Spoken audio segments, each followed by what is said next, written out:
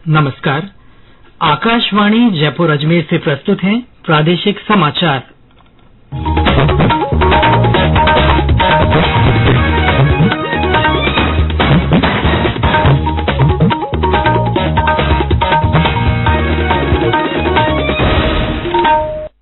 मुख्य समाचार। केंद्रीय मंत्री नितिन गडकरी ने 5,600 करोड़ रुपए लागत की 11 राजमार्ग परियोजनाओं का लोकार्पण और शिलान्यास किया। प्रधानमंत्री नरेंद्र मोदी ने शंघाई सहयोग संगठन के देशों से आतंकवाद के खिलाफ एकजुट होकर लड़ने का आह्वान किया। प्रधानमंत्री ने आंध्र प्रदेश के पुट्टपर्थी में साई हीरा ग्लोबल कन्वेंशन सेंटर का उद्घाटन किया और राज्य में कुछ स्थानों पर हल्की से मध्यम बारिश, कई जिलों में कल से बारिश की गतिविधियों में बढ़ोतरी की संभावना।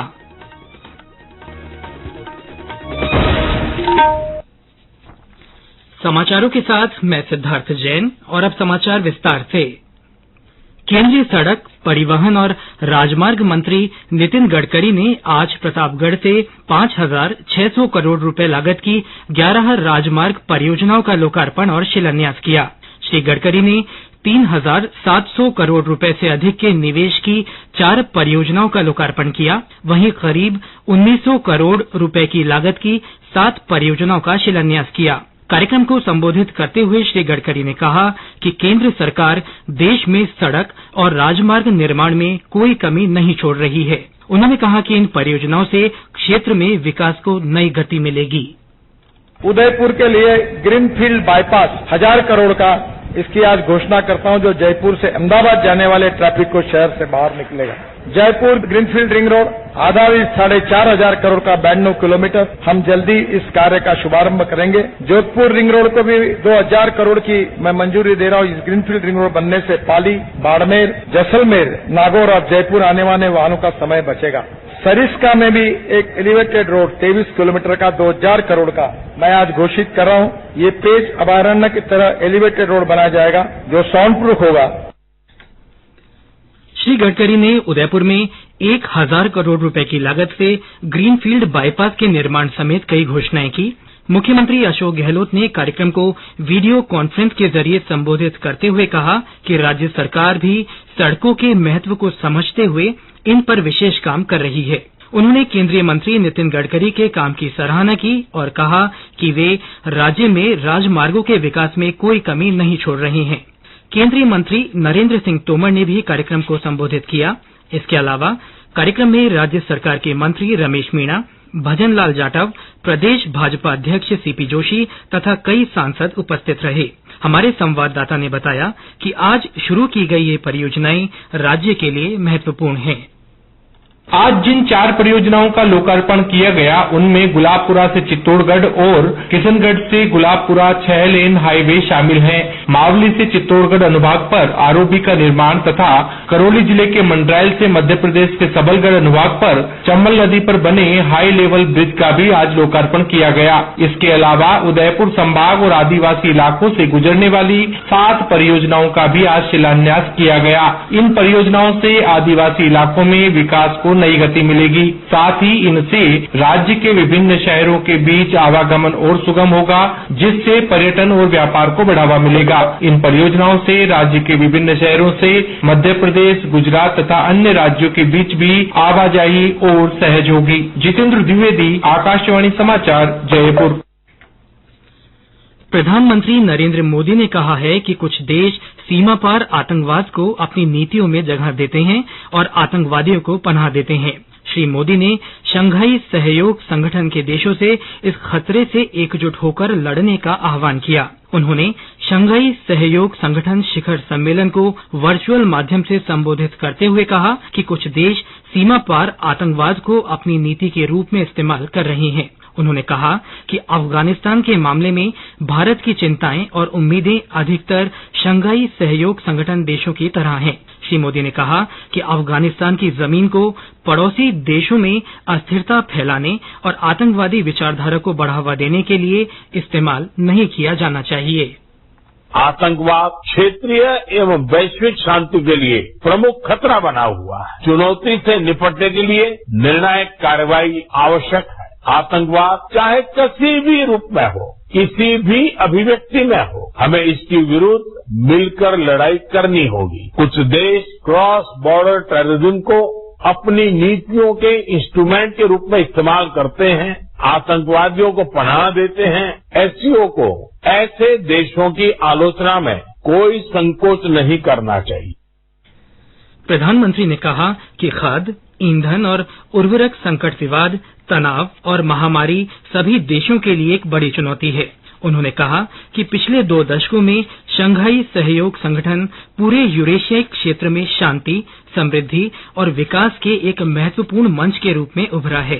श्री मोदी ने कहा कि भारत ने शंघाई सहयोग संगठन के अध्यक्ष के तौर पर इसके बहुआयामी सहयोग को नई ऊंचाई देने के लिए लगातार प्रयास किए हैं। प्रधानमंत्री ने कहा कि युवा वैज्ञानिक कॉन्क्लेव, लेखक कॉन्क्लेव, स्टार्टअप फोरम और युवा परिषद सहित कई नए मंच इन देशों के युवाओं की प्रतिभा तैयार करने के लिए बनाए गए हैं।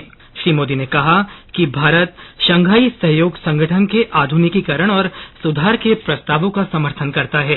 प्रधानमंत्री शंघाई सहयोग संगठन परिषद के राष्ट्र अध्यक्षों के 23वें शिखर सम्मेलन की अध्यक्षता कर रहे थे। ये समाचार आकाशवाणी जयपुर अजमेर से प्रसारित किए जा रहे हैं। प्रधानमंत्री नरेंद्र मोदी ने कहा है कि भारत की स्वाधीनता के आगामी 25 वर्ष कर्तव्य काल होने जा रहे हैं, क्योंकि देश अपने कर्तव्य को प्राथमिकता दे रहा है। श्री मोदी ने कहा कि स्वाधीनता के 100 वर्ष के लक्ष्य की ओर बढ़ते हुए अमृत काल का नामकरण कर्तव्य काल किया गया है।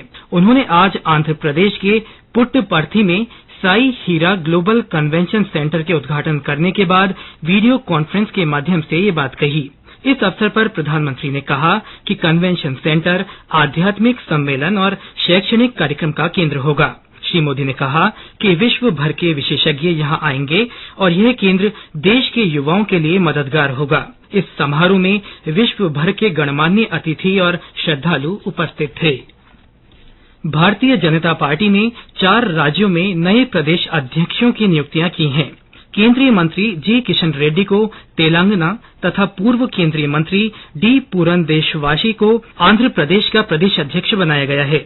झारखंड के पूर्व मुख्यमंत्री बाबूलाल मरांडी राज्य में भाजपा के प्रदेश अध्यक्ष होंगे, जबकि सुनील जाखड़ को पंजाब भाजपा इकाई की जिम्मेदारी सौंपी गई है। भाजपा अध्यक्ष जेपी नड्डा ने इन नियुक्तियों को स्वीकृति दी है। जोधपुर से अहमदाबाद के लिए वंदे भारत ट्रेन आज चेन्नई से जोधपुर पहुंची। कल से इस ट्रेन को ट्रायल रन पर जोधपुर से साबरमती के बीच चलाया जाएगा। यह ट्रेन 7 जुलाई को जोधपुर से उद्घाटन फेरे पर रवाना होगी और बाद में इसे भगत की कोठी से संचालित किया जाएगा। रेलवे ने वंदे भारत को शुरू करने की सभी तैयारियां पूरी कर ली हैं। और अब मौसम।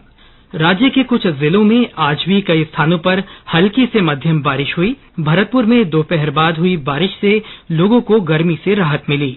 भीलवाड़ा में हल्की बारिश के समाचार हैं। झालावाड़ में विभिन्न स्थानों पर पानी बरसा। पिछले 24 घंटों में राज्य में कुछ स्थानों पर दिन और रात के तापमान में बढ़ोतरी दर्ज की गई है। मौसम विभाग ने कोटा, उदयपुर, अजमेर, जयपुर और भरतपुर संभाग के कुछ जिलों में कल से बारिश की गतिविधियों में बढ़ोतरी की संभावना जताई है। मौसम केंद्र जयपुर के अनुसार 7 जुलाई से राज्य के कई भागों में तेज बारिश के आसार हैं। भीलवाड़ा जिले में बारिश के बाद किसानों ने इस बार अच्छी मात्रा में खरीफ फसल की बुआई की है। कृषि विभाग के संयुक्त निदेशक इंद्र सिंह संचेती ने बताया कि जिले में जून महीने में हुई बारिश किसानों के लिए काफी फायदेमंद रही। उन्होंने बताया कि किसानों ने खरीफ की फसल के रूप में मूंग, उड़द, तिल, ग्वार, ज्वार, मक्का और सोयाबीन की बुआई की है। पंचायती राज विभाग के शासन सचिव रवि जैन ने पंचायतों को तंबाकू मुक्त बनाने के लिए जरूरी कदम उठाने के लिए सभी जिला अधिकारियों को निर्देशित किया है। आज वीडियो कॉन्फ्रेंस के जरिए जिला अधिकारियों से चर्चा करते हुए श्री जैन ने तंबाकू मुक्त ग्राम पंचायत बनाने के लिए स्थानीय स्तर पर व्यापक प्रचार प्रसार करने को कहा। उन्होंने कहा कि आगामी ग्राम सभा की बैठक में तंबाकू मुक्त ग्राम पंचायत के संबंध में प्रस्ताव पास कराए जाएं। बैठक में सामाजिक न्याय और अधिकारिता विभाग के शासन सचिव समित शर्मा ने कहा कि तंबाकू नियंत्रण के लिए प्रभावी काम किया जाना समय की जरूरत है। राज्य सरकार ने विश्वकर्मा कामगार कल्याण योजना के प्रारूप को मंजूरी दी है। इस योजना में विभिन्न श्रेणियों के 1 लाख लोगों को स्वरोजगार के लिए आवश्यक उपकरण, किट, सिलाई मशीन खरीदने के लिए 5-5 हजार रुपए की सहायता दी जाएगी। इनमें राजस्थान शिल्प और माटी कला बोर्ड, राजस्थान राज्य केश कला बोर्ड समेत अन्य बोर्डों तथा उद्योग और वाणिज्य के माध्यम से संचालित हस्तशिल्प योजना की ओर से चिन्हित दस्तकार शामिल होंगे। सूचना और प्रसारण मंत्रालय ने अंतर्राष्ट्रीय योग दिवस मीडिया सम्मान के दूसरे संस्करण के लिए आवेदन की आखिरी तारीख 8 जुलाई कर दी है। मंत्रालय ने कहा है कि इस वर्ष के अंतर्राष्ट्रीय योग दिवस के प्रसार में मीडिया की सकारात्मक भूमिका और दायित्व को पहचान दिलाने के लिए यह निर्णय लिया गया है। मंत्रालय ने बताया कि मीडिया समूह इस पुरस्कार के लिए अपनी प्रविष्टियां ईमेल के माध्यम से भेज सकते हैं। इस बारे में अधिक जानकारी मंत्रालय की आधिकारिक वेबसाइट से प्राप्त की जा सकती है। और अंत में मुख्य समाचार एक बार फिर। केंद्रीय मंत्री नितिन गडकरी ने 5,600 करोड़ रुपए लागत की 11 राजमार्ग परियोजनाओं का लोकार्पण और शिलान्यास किया।